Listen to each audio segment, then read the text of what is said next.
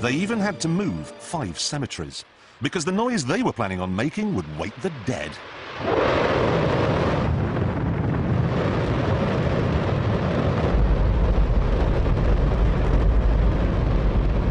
Don't worry if you can't hear what I'm saying. I couldn't even hear myself. This is the loudest sound you could possibly conceive. And, as it turns out, the cleanest.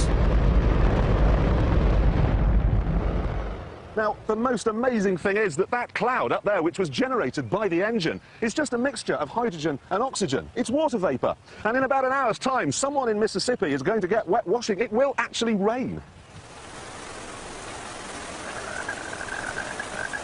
I told you, it's raining. That's unbelievable. Oh, NASA's playing God. It's making its own weather.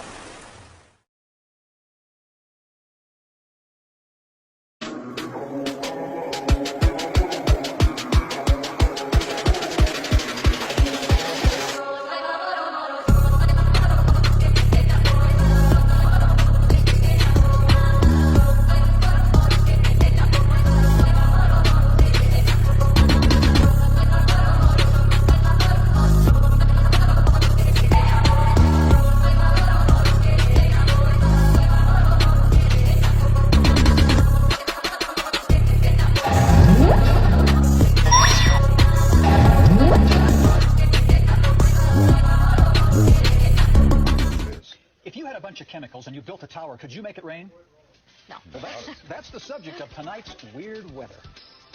In the early 1900s, there was a gentleman who said he could make it rain. Charles M. Hatfield. Well, he said for $50, he could deliver. Well, Los Angeles farmers said, we need rain. Will you make it rain? He did. And they were so happy, they paid him $100. Well, there was a lake in the area, Lake Hemet. He said for $4,000, he could deliver 4 inches of rain. So he made this tower and he mixed up some chemicals. Guess what? 11 inches of rain fell and it rose 22 feet. Operators say it was the best bargain they'd ever had.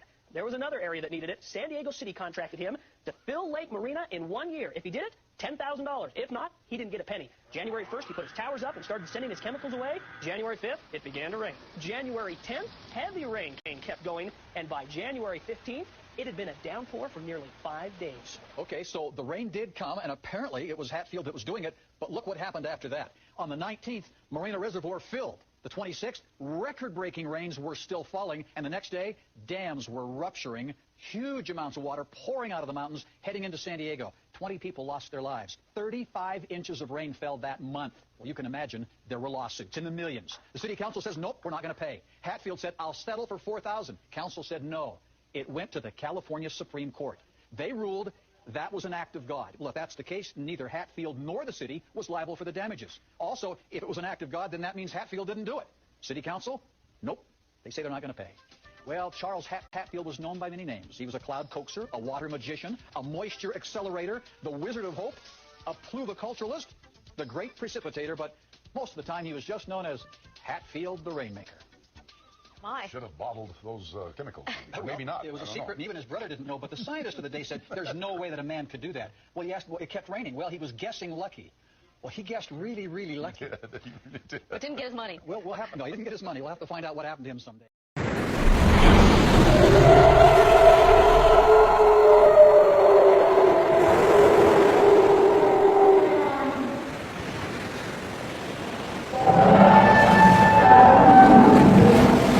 The storm that's in Buffalo, New York has reached the national news, but I don't think y'all realize how fucked up it is here. People are frozen to death on street corners. People are frozen to death in their cars. People are huddled up and frozen to death in their cars together. People are stranded. I'm going on my 4th day. People have no power, no heat, no hot water, no nothing. There are houses that have burned to the ground, and the first responders were stuck in the snow on the way getting there. People are angry. The police are literally hanging up on people that are desperate, asking for help. Like, I don't mean to laugh. This is just unbelievable. People are looting stores because they're angry, because there's no help. Body found on Kensington and Bailey. May God keep us safe. Damn, man. What? We can't do it, bro.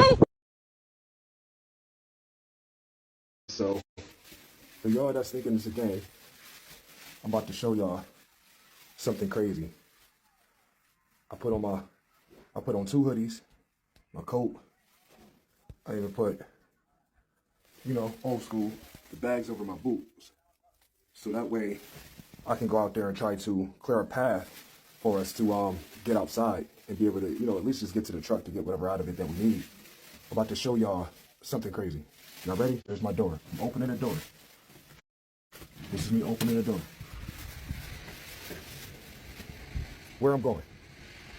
Where I'm going. The snow is taller than me. This snowbank is taller than me.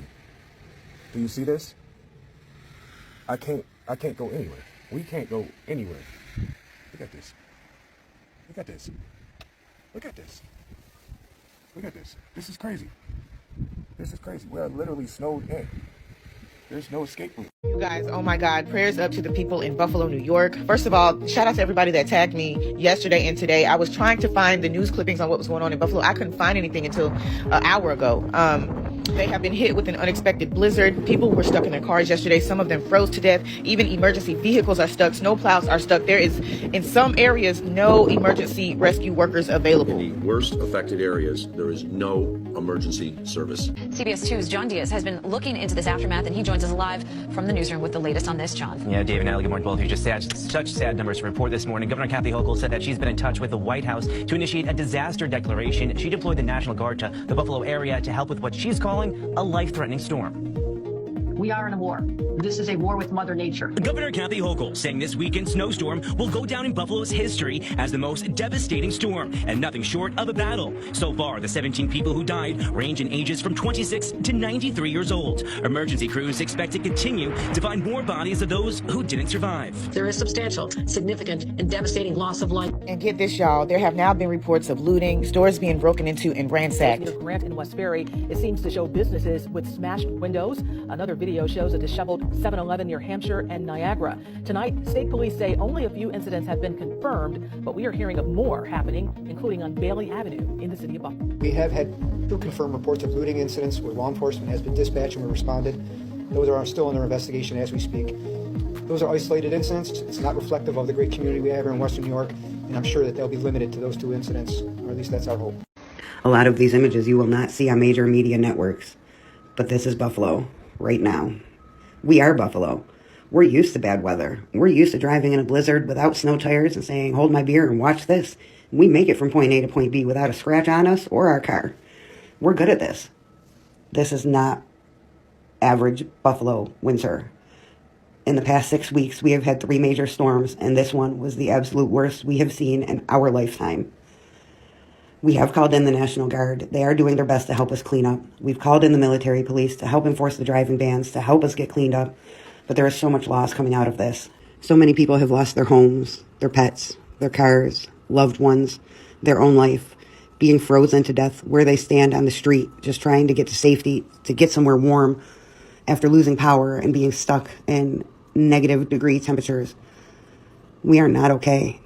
And just because the snow has stopped, it's not over. Now we have to look at the flood because we're about to be getting high temperatures this weekend that are going to rapidly melt all of this. Yeah, this will happen. Y'all see Colorado? Snow earthquake. How you have that? Look at this. This is what's going on in the world. They ain't talking about it. Look how deep this snow is.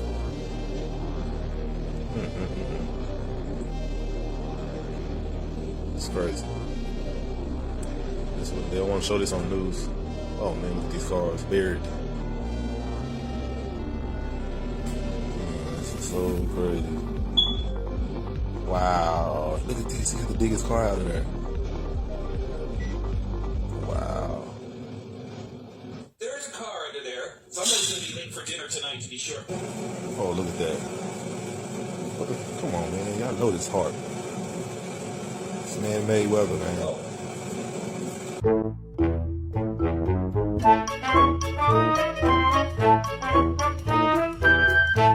Let's talk about the weather modification theory for a second here. Weather manipulation can take on many different types of forms, actually. One form could be changing or creating specific weather events, from simple rain to natural disasters like hurricanes. So if the government wanted to, they could create an earthquake or a tsunami anywhere in the world using this Haarp technology. The US actually has participated in weather manipulation before. During the Vietnam War, the US used cloud seeding as a military tactic. Planes seeded clouds to make the monsoon season longer over strategic locations on the Ho Chi Minh Trail. And this was part of a highly classified Operation Popeye. The US Air Force wanted to disrupt the flow of military supplies to the North Vietnamese army, and instead of just bombing the trail, they used cloud-seeded rains to soften roads and cause landslides.